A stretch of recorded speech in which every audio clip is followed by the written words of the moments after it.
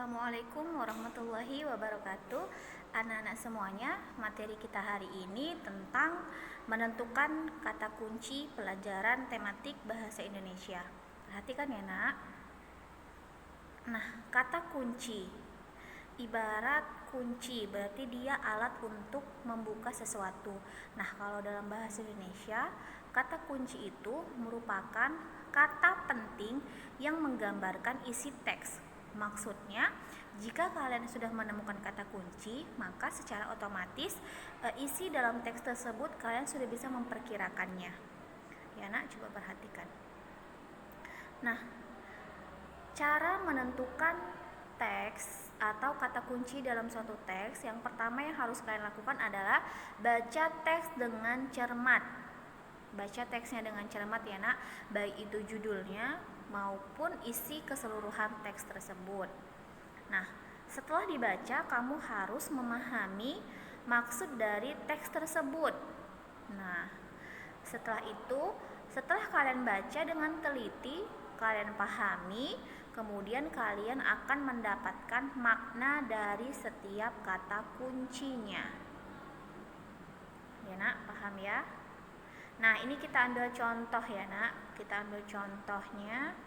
Di sini ada judul kewajiban mengisi kemerdekaan di lingkungan rumah. Ya, berarti dari judul ini kewajiban mengisi kemerdekaan di lingkungan rumah.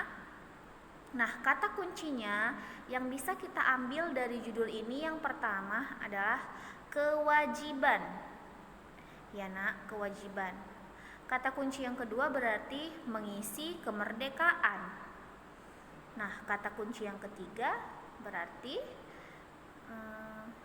lingkungan rumah. Berarti dari judul kewajiban mengisi kemerdekaan di lingkungan rumah, kata kunci yang kita dapat adalah 3, kewajiban, mengisi kemerdekaan, sama lingkungan rumah. Nah, makna dari setiap kata kunci ini harus kita pahami juga nak. Kewajiban yang pertama, kewajiban berarti suatu hal yang harus kita laksanakan. Nah, yang kedua, mengisi kemerdekaan. Mengisi kemerdekaan ini adalah bisa dengan sesuatu hal yang positif yang harus kita laksanakan dalam kehidupan sehari-hari. Nah, lingkungan rumah berarti di sini yang diceritakan kuncinya itu berarti yang merupakan suatu perbuatan yang masih berada di lingkungan rumah, ya nak, atau di lingkungan sekolah. Nah, setelah kita tahu judulnya, kita dapat kata kuncinya, kita dapat makna dari setiap kata kunci, baru kita menarik perkiraan isi teks. Nah, dari judul ini, dari kata kunci, kemudian dari maknanya, bisa kita perkirakan isi teks itu berarti tentang pertama harus menjelaskan kewajiban individu masing-masing. Apa itu kewajiban kita masing-masing ya nak, yang harus kita lakukan di rumah maupun di lingkungan sekolah. Kemudian perkiraan yang kedua, di dalam teks tersebut juga harus menjelaskan tentang cara untuk mengisi kemerdekaan. Nah, cara tersebut harus dilakukan dengan cara-cara yang positif ya nak. Kemudian yang ketiga, menjelaskan kewajiban di lingkungan rumah dalam mengisi kemerdekaan. Berarti di situ dalam teks tersebut juga dijelaskan kewajiban apa yang harus dilakukan di lingkungan rumah untuk mengisi kemerdekaan. Paham ya nak?